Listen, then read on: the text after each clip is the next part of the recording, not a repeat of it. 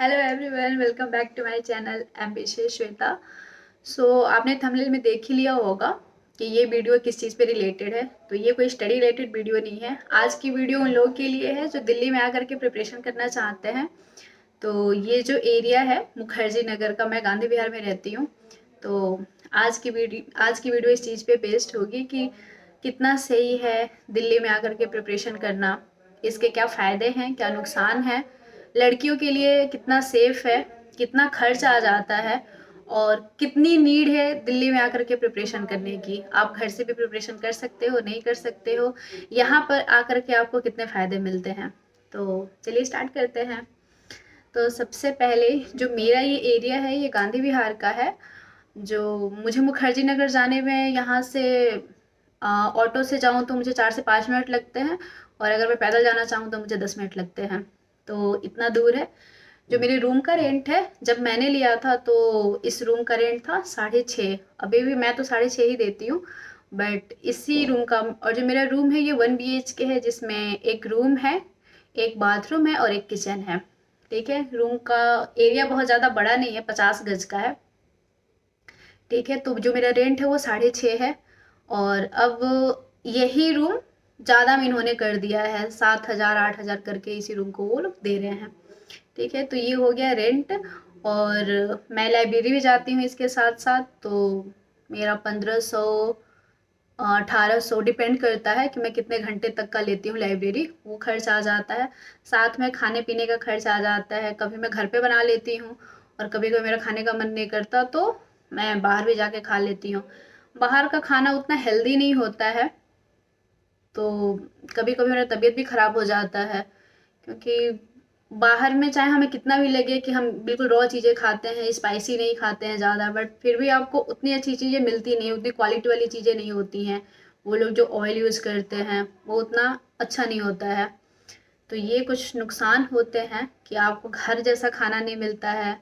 और ये जो मेरा रूम है, ये रूम भी बहुत मुझे पसंद नहीं है कोई ख़ास। एक छोटा सा रूम है और जो मतलब बाहर में कोई स्पेस नहीं है, मैं जैसे गेट खोलती हूँ रूम आ जाता है। अगर मैं सोचूं कि कोई बालकनी हो कुछ भी हो तो बालकनी नहीं है। अब हम बात करते हैं कि यहाँ का इन्वायरमेंट कैसा है, कितना फ़ायदा मिलता है यहाँ आकर के रहने का। इससे पहले मैं रह रही थी गाज़ियाबाद में अपने दोस्तों के साथ। तो जब मैं यहाँ पे आई थी, क्योंकि मैंने सोच लिया था चलो थोड़ा सा ढंग से प्रिपरेशन करते हैं, अच्छी प्रिपरेशन करते हैं, तो ये सोच करके मैं आई थी। मुझे यहाँ पे आकर के बेनिफिट मिला। मैंने लाइब्रेरी ज्वाइन किया, बहुत सारे लोगों से मिली। गाज़ियाबाद में जब मैं रहती थी तो मैं काफ़ी फ्रस्ट्रेट हो जाती थी। मैं पढ़ाई करते करते मुझे लगता था यार पढ़ रहे हैं, कोई रिजल्ट ही नहीं आ रहा। मैं और लोगों को देखती थी, अपने बहुत सारे दोस्तों को देखती थी जिनकी जॉब लग गई थी, और वो मुझे ऐसा लगता था कि इनका कोई लाइफ स्टाइल नहीं है, कोई रूटीन नहीं है, कोई मेहनत भी नहीं कर रहे हैं उतना ज़्यादा, फिर भी अच्छी खासी लाइफ चल रही है, पैसे कमा रहे हैं। मुझे खुद को देख के लगता था मैं इतना मेहनत कर रही हूँ और मेरी लाइफ में कुछ भी अच्छा नहीं हो रहा है। बट जब मैं यहाँ आई, मैंने अपने जैसे बहुत सारे एस्पिरेंट को देखती हूँ, दिन दिन भर मैं देख रही हूँ, रात में भी 12 से 2 बजे तक लोग ऐसे घूमते ही रहते हैं। तो जब मैं यहाँ आई, मैंने बहुत सारे लोगों से मिली, बहुत सारे लोगों की स्टोरी सुनती हूँ, तो मुझे लगता है कि मेरा क्या स्ट्रगल है, सभी स्ट्रगल कर रहे हैं। और बहुत से ऐसे लोग हैं जो अच्छे अच्छे घर से हैं और यहाँ पे आकर के मुझसे भी ख़राब तरीके से लोग रह रहे हैं। तो इन चीज़ों को देख कर के और मोटिवेशन आता है। तो मुझे यहाँ आकर के बेनिफिट्स मिला, लोगों से बात करके भी फ़ायदे मिले, लोगों की भी चीज़ें पता चली, साथ में मुझे पढ़ने में भी हेल्प मिला, गाइडेंस मिला, नोट्स कैसे बनाते हैं, कौन सी चीज़ें ज़्यादा इम्पोर्टेंट होती हैं, किसी चीज़ को पढ़ने का कौन सा अप्रोच होना चाहिए। तो कुछ कुछ अच्छे लोगों से दोस्ती हुई तो मुझे इन चीज़ों का भी समझ में आया। तो बेनिफिट्स होते हैं, ऐसा नहीं है कि सिर्फ़ और सिर्फ फ़ायदे ही हैं, कोई नुकसान नहीं है। नुकसान भी है, क्योंकि होता है कि किसी भी एरिया में सिर्फ़ और सिर्फ सीरियस एस्पिरेंट ही नहीं होते हैं, सिर्फ़ और सिर्फ पढ़ने वाले लोग ही नहीं होते हैं। तो यहाँ पर भी वैसे भी लोग हैं जो सिर्फ़ और सिर्फ मस्ती करने आए हैं, उनको फ्रीडम मिला है तो अपनी चीज़ें एन्जॉय कर रहे हैं। तो बहुत से लोग यहाँ आते हैं और डिस्ट्रैक्ट भी हो जाते हैं। तो ऐसा नहीं है कि जो लोग भी आते हैं वो प्रिपरेशन ही करते हैं, पढ़ाई ही करते हैं, तो ऐसा कुछ भी नहीं है। बहुत से लोग यहाँ पर भी, बहुत कम ही लोग ऐसे हैं जो ढंग से पढ़ाई कर रहे हैं। लेकिन हाँ, जो लोग पढ़ते हैं वो पढ़ते हैं, और जो पढ़ने वाले बच्चे होते हैं उनको अच्छा सा गाइडेंस मिल जाता है। तो ज़रूरी नहीं है कि आप यहाँ पे आकर के ही प्रिपरेशन करो।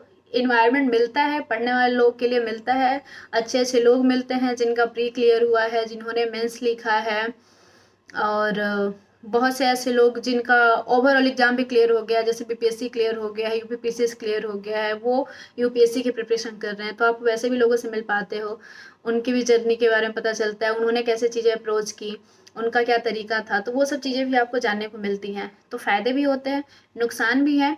आपके पास एटलीस्ट मुझे लगता है कि 10,000 तो लग ही जाते हैं, यहाँ पे खर्च हो ही जाता है। मेरा 10 से 12,000 खर्च हो जाता है, तो इतने तो होने चाहिए। हाँ, अगर ऐसा हो सकता है कि आप किसी के साथ रूम शेयर करके रह रहे हो, 2-3 लोगों के साथ रह रहे हो, तो हो सकता है कि 6 से 7 या 7 से 8,000 में आप मैनेज कर पाओ। मैं अपना रूम किसी के साथ अभी शेयर नहीं कर रही हूँ, तो मेरे तो 12,000 लग जाते हैं। और फिर हम देखें कि इन्वायरमेंट लड़कियों के लिए कितना सेफ़ है, तो मुझे लगता है कि ये एरिया तो बिल्कुल ही सेफ़ है। और अगर कोई एरिया सेफ़ नहीं होता है, तो अगर हम रात में या किसी भी टाइम पे कहीं जा रहे हैं, तो पुलिस वालों की पेट्रोलिंग होते रहती है और वो घूमते रहते हैं, तो वो बता देते हैं कि ये एरिया सेफ़ नहीं है, इस एरिया में आप मत जाओ। तो बाकी उन चीज़ों को छोड़ के जो भी एरिया है, मुझे तो लगता है कि सेफ़ है, क्योंकि कभी-कभी मैं 2 बजे भी लाइब्रेरी से घर वापस आई हूँ, तो मुझे ये एरिया बिल्कुल सेफ़ लगता है। क्योंकि हमारे तरफ के जो लोग होते हैं, वो लड़कियों को ईज़िली नहीं भेजते हैं कि लड़कियों के साथ कुछ गलत चीज़ें नहीं हो जाएँ, तो ऐसा कुछ भी नहीं है। लड़कियों के लिए एरिया बिल्कुल सेफ़ होता है। तो ये हो गई खर्च, तो 8 से 10,000 खर्च आ जाता है। सीरियस एस्पिरेंट भी हैं यहाँ पे और नॉन सीरियस एस्पिरेंट भी हैं। बहुत सारे लोग मौज-मस्ती भी करने आते हैं, और लड़कियों के लिए ये एरिया बिल्कुल सेफ़ है। तो ये फ़ायदे हो गए, कुछ नुकसान के बारे में हमने बात कर लिया। अब ये उन लोगों के लिए है कि क्या आपको दिल्ली आके रहना ही चाहिए। अगर आप कोई कोचिंग ले रहे हो, आपको टेस्ट सीरीज़ जॉइन करना है, कोई ऑफ़लाइन टेस्ट सीरीज़ जॉइन करना है, प्री का, मेंस का, तो आप आकर के रह सकते हो। अदरवाइज़ एनवायरनमेंट के लिए भी आप आकर के रह सकते हो। अगर आपके पास पैसे हैं, आप उतना अफ़ोर्ड कर पा रहे हो, तो आप बिल्कुल आके रह सकते हो। आपको एनवायरनमेंट मिलता है, ऐसा नहीं है, अगर आप पढ़ने वाले हो तो। और अगर आप सेल्फ मोटिवेटेड हो, आपको अंदर से मोटिवेशन आ रहा है, आप घर पे रह के पढ़ के फ्रस्ट्रेट नहीं होते हो, आप स्ट्रेस मैनेज कर लेते हो, और किसी चीज़ की दिक्कत नहीं है, तो आप घर से ही रह के प्रिपरेशन करो। आराम से आपको घर का खाना मिलेगा, घर का एनवायरनमेंट मिलेगा, आप अपने फ्री टाइम में अपने घर वालों से ही बात करोगे। तो यही चीज़ें थी। अब ये आप पे डिपेंड करता है कि क्या आप यहाँ पे आ कर के अपनी चीज़ों को सैक्रिफाइस करना चाहते हो, आप स्ट्रगल करना चाहते हो, या आप आराम से रह कर के घर पे प्रिपरेशन करना चाहते हो। आपके लिए कौन-सी चीज़ें ज़्यादा सूटेबल हैं? घर पे रह के पढ़ना, आपको अगर अंदर से मोटिवेशन आ रहा है, आप घर पे रह के आराम से पढ़ पा रहे हो, तो आप घर पे ही रह के प्रिपरेशन करो। आपको रिसोर्सेज़ अवेलेबल हो जा रहे हैं, आप घर से ही रह के प्रिपरेशन करो। आप घर पे रह के लॉन्ग टर्म में पढ़ाई नहीं कर पा रहे हो, आप फ्रस्ट्रेट हो जा रहे हो, तो आप यहाँ आ सकते हो, आपको अच्छा एनवायरनमेंट मिलेगा। और अगर आपको कोई टेस्ट सीरीज़ जॉइन करना है, आपको कोचिंग जॉइन करना है, तो आप आकर के यहाँ पे रह सकते हो। तो आज की वीडियो में बस इतना ही था। आपको अगर ये वीडियो इन्फॉर्मेटिव लगा हो, अच्छा लगा हो, तो प्लीज़ लाइक करो, सब्सक्राइब करो मेरे चैनल को, और प्लीज़ इस वीडियो को शेयर करो।